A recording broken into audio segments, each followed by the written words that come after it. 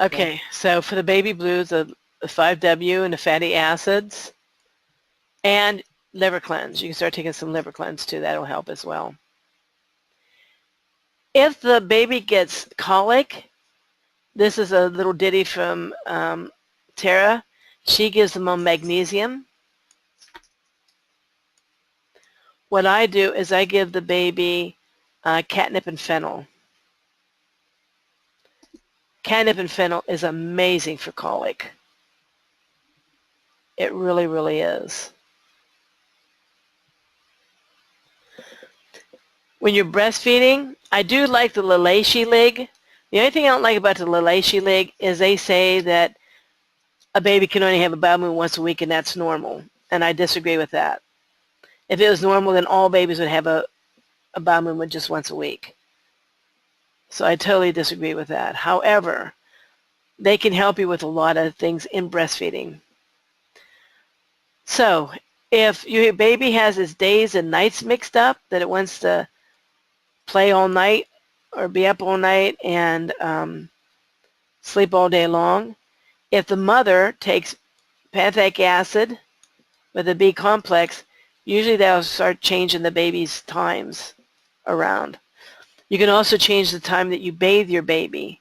If you bathe your baby at night and it goes right to sleep afterwards, then, bathe your baby at night and it stays awake, then you want to maybe bathe the baby in the morning.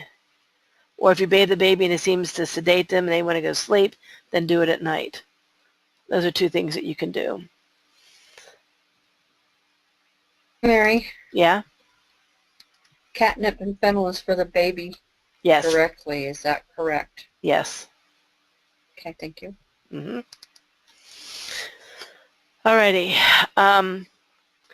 To make the milk really rich, marshmallow root is very good. You don't want to take so much that you get mastitis, but I would slowly increase marshmallow root. And it differs from person to person. I cannot give you a number. I can tell you that my daughter took 3 marshmallow root for her first daughter. She took 8 for the twins because she breastfed the twins. And then for the other 2 pregnancies, for Derek and for Emma, she only had to take 2 or 3 to get it rich. So you don't have to do a lot unless you have twins. And for those of you who muscle test, you can muscle test it. Good point. Very good point. Can we go back to the catnip and fennel for a minute? Sure. She's still asking, you can give it to the baby even at 4 weeks old?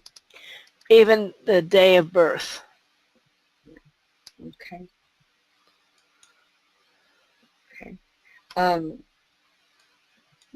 Okay, she says thank you. And then Donna says probiotic 11 on a damp nipple before feeding also helps with colic. Well, I do know it helps with sore breasts. Like yeasty breast, if your baby has thrush and it gets in your breast, painful. So probiotic, you can sprinkle a little bit. I usually suggest you take some silver shield, put it on, and then sprinkle on some some probiotic, and then let the baby eat. And it's good for the mother to make sure that she eats a lot of fermented foods and has a lot of bacteria before she has the baby, so the baby's gut has all that in there. It can help it digest. Okay. Thank you. But with marshmallow root, I know you guys are probably so sick of hearing about my daughter, but my daughter and my grandchildren were my double-blind study. Not my double-blind study, but my guinea pigs. And her kids within 2 weeks were sleeping the whole night through. We're talking like 11 o'clock at night to maybe 5:30, 6 o'clock in the morning. And when she pumped, my daughter pumped, in the bottle, you could see that a good 1/4 of the bottle was nothing but fat. So that's how rich her milk was. It was like cow's milk with cream on top. I've seen some women, seriously, they have breast milk and they show you, and you can almost see through it. It's like 2% milk or something. There's no cream. There's no richness in it at all.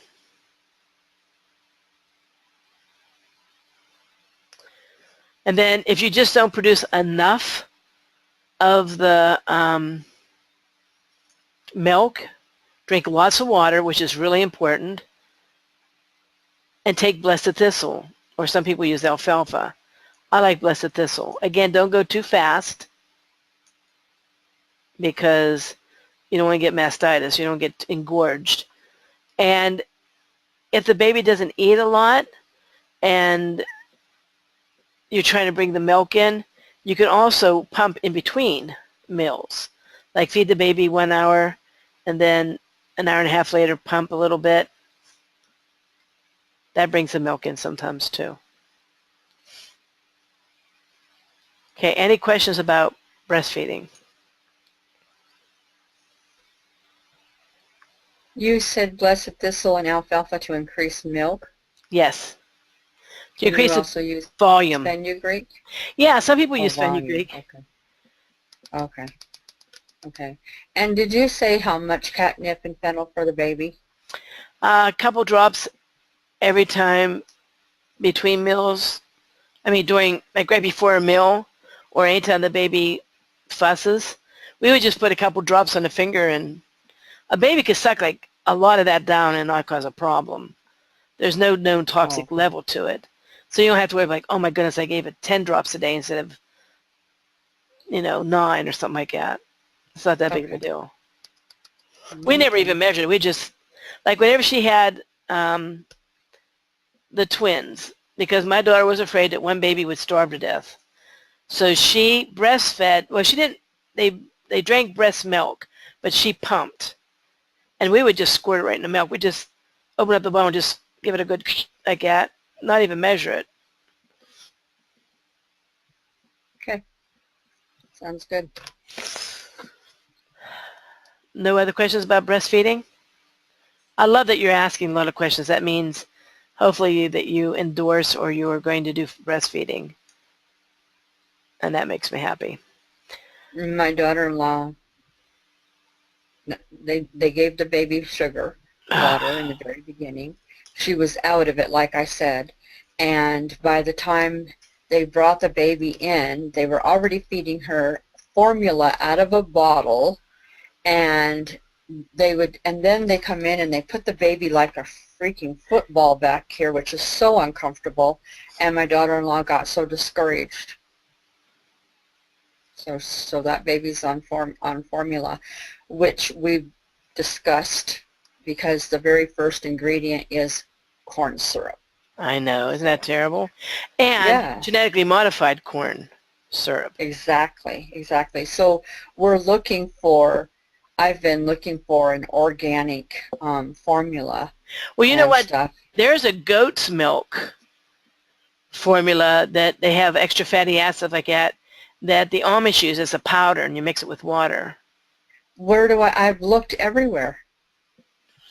Boy, I don't even know where they're at. I mean, I used to hang around the Amish when I lived in Patton. I don't know. Let me see if I can. They don't have a phone, so I can't like call them. All right. So let me see if I can I've find looked somebody. Everywhere. Okay. But there is one. Okay. I know it is. I even know the label. The label is white, and it has dark green writing on it. At least it did a couple years ago. Okay. I've looked everywhere. I just don't know where else to look. So if you can find out, that'd be amazing for me. Okay, email me and remind me, because after this class I might, Okay. go brain dead. Okay. Thank you. Mm-hmm. Okay, if you get mastitis, which is an infection in the breast, some people take Silver Shield by mouth, but what I like is cabbage. Take cabbage and either beat it up or grate it and stuff your bra full of cabbage as much as you can get in there, and usually by the next day your breasts are fine. Has anybody used cabbage for mastitis with good or bad results? Let us know. Anybody? Mary. Yeah? I had a young girl down the road. I told her about it, and she laughed, and she said, I'll try anything. She said the next day she was pumping or nursing again. Yep. It Yep. worked great. It does. It does. It really does. Okay. Sometimes you can use red beet roots and red beet tops too. And then some people take silver shoulder. But I think the best is a cabbage. It rarely fails.